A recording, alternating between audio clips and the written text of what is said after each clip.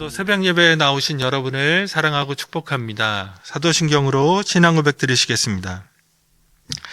전능하사 천지를 만드신 하나님 아버지를 내가 믿사오며 그 외아들 우리 주 예수 그리스도를 믿사오니 이는 성령으로 잉태하사 동정녀 마리아에게 나시고 본디오 빌라도에게 고난을 받으사 십자가에 못 박혀 죽으시고 장사한 지 사흘 만에 죽은 자 가운데서 다시 살아나시며 하늘에 오르사 전능하신 하나님 우편에 앉아 계시다가 저리로서 산자와 죽은 자를 심판하러 오시리라.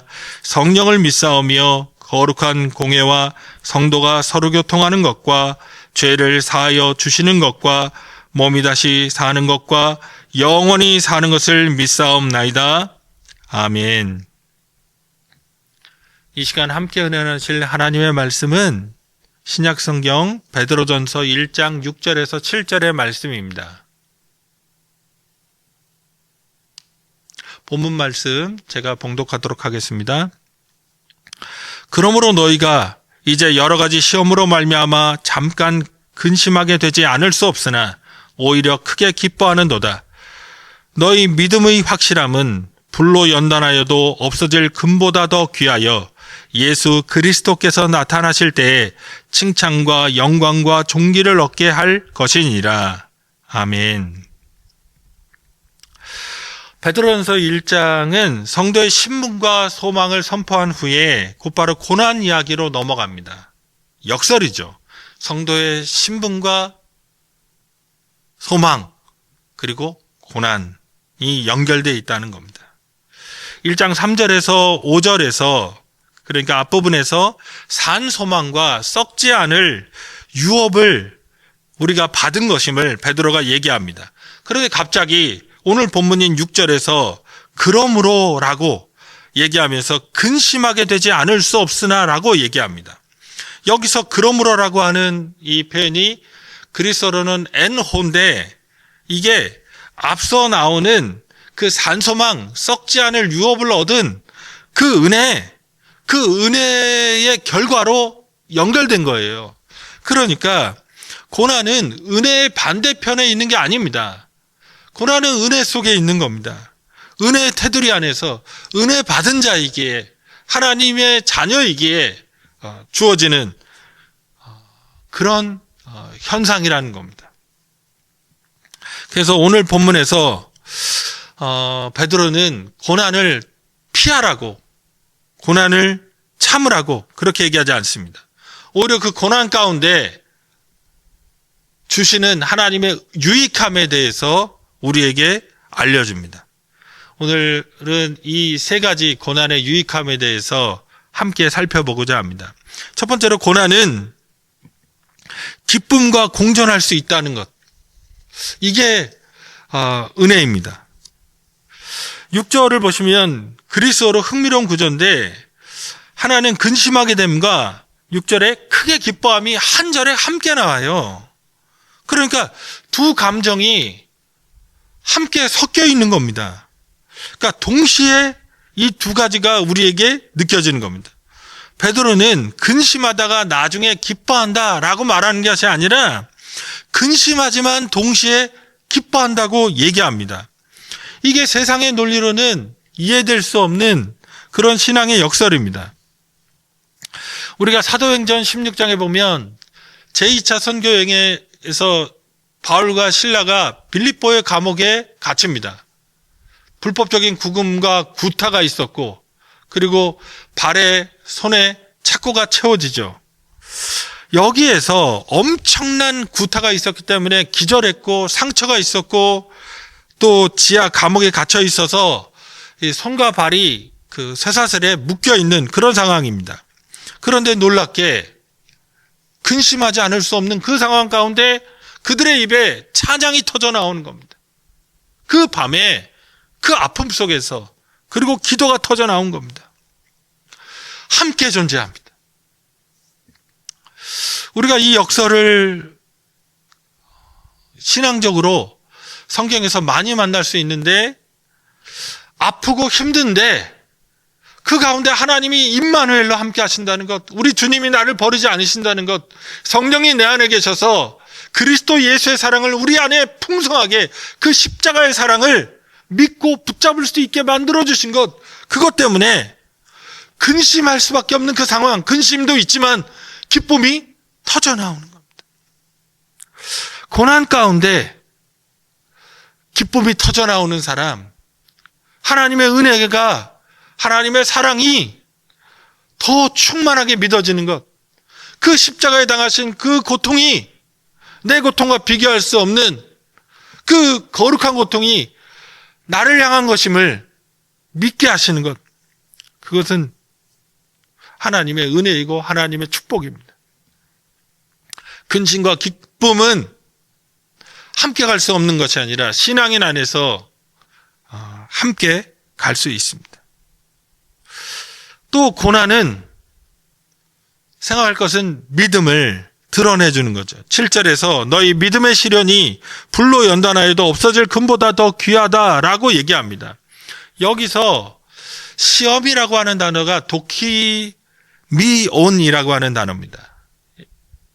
그러니까 보통은 금속을 정렬하고 재련해서 더 순도가 높은, 더 온전한 금속으로 만드는 과정을, 재련 과정을 얘기하는 거죠. 우리가 아르키메데스의 원리를 잘 아는데, 이제 금과 은이 섞인 것이냐 아니면 금만이냐라고 하는, 그러니까 순도에 관한 그런 얘기 아니겠습니까? 당시 금세공업자들은 금을 불순물로부터 아주 정교하게 걸러지는 훈련을 받은 사람들이고, 그런 일을 차근차근하게 잘 해나갈 수 있는 사람들이었습니다. 그러면서 계속적으로 가열하고 여러 번의 과정을 거쳐서 순도 높은 금을 얻는 거죠. 베드로의 논리는 이런 겁니다. 금은 없어질 물질임에도 불구하고 불에 의해서 연단된다는 겁니다. 그런데 금보다도 귀한 믿음, 금보다도 귀한 우리의 영원한 생명을 얻기 위해서 이 세상 안에서 하나님은 우리에게 정련되고 정제될 수 있는 고난이라고 하는 정제 과정을 허락하신다는 겁니다. 고난은 믿음을 파괴하는 게 아닙니다. 믿음을 단련하게 하고, 믿음을 순수하게 하고, 믿음을 세련되게 하고, 믿음을 고차원적으로 만들고, 믿음을 강하게 만드는 그런 과정입니다. 그래서 고난을 통해서야 의심이 사라지고, 형식주의가 사라지고, 우리가 나이롱 신자라고 얘기하는 얕은 신앙이 사라지는 겁니다.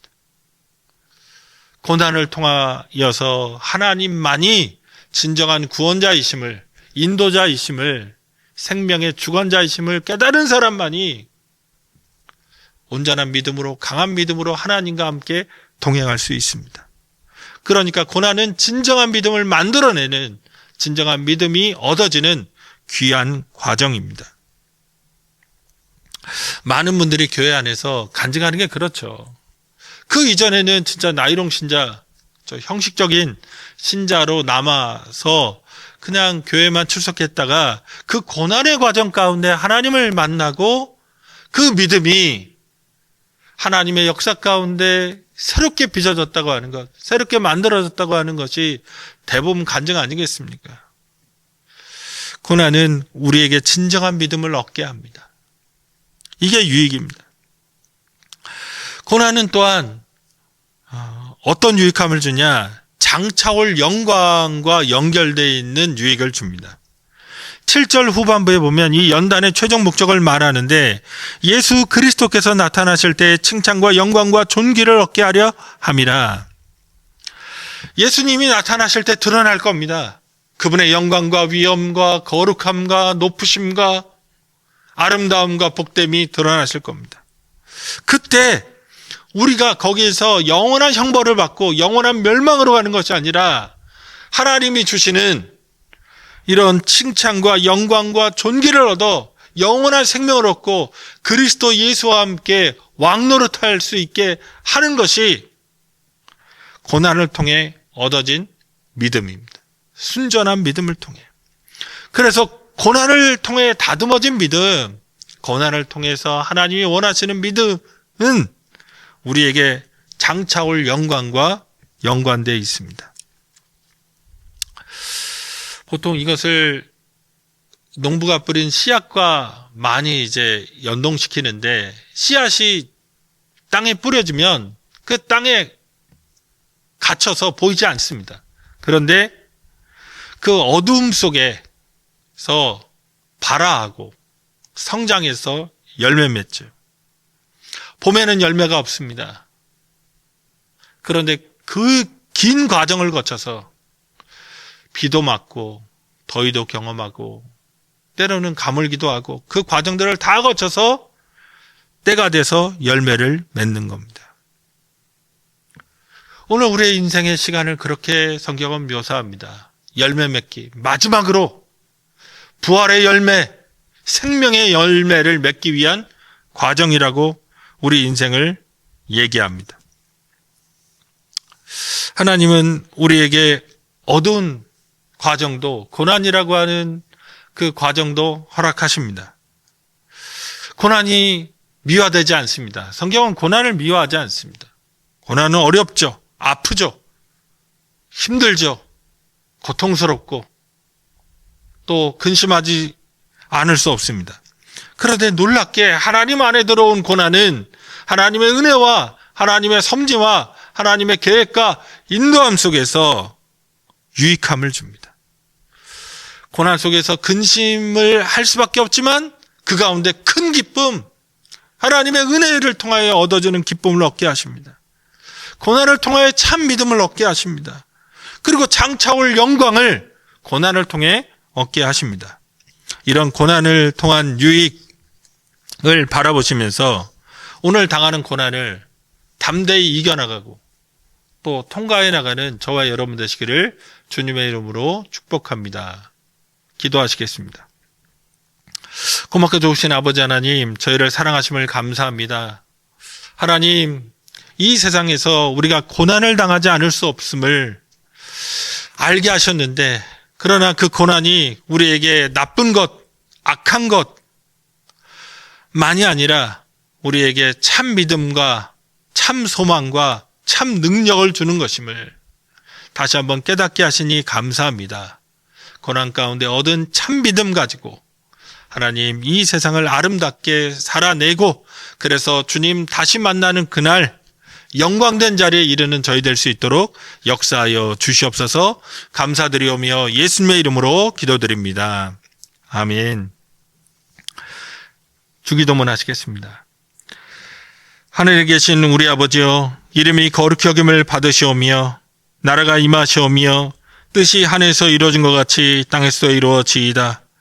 오늘 우리에게 일용할 양식을 주시옵고 우리가 우리에게 죄 지은 자를 사하여 준 것 같이 우리 죄를 사하여 주시옵고 우리를 시험에 들게 하지 마시옵고 다만 악에서 구하시옵소서. 나라와 권세와 영광이 아버지께 영원히 있사옵나이다. 아멘. 오늘도 장차올 영광에 이르는 사람들로 참 믿음으로 고난을 이겨내는 저와 여러분 되시기를 주님의 이름으로 축복합니다.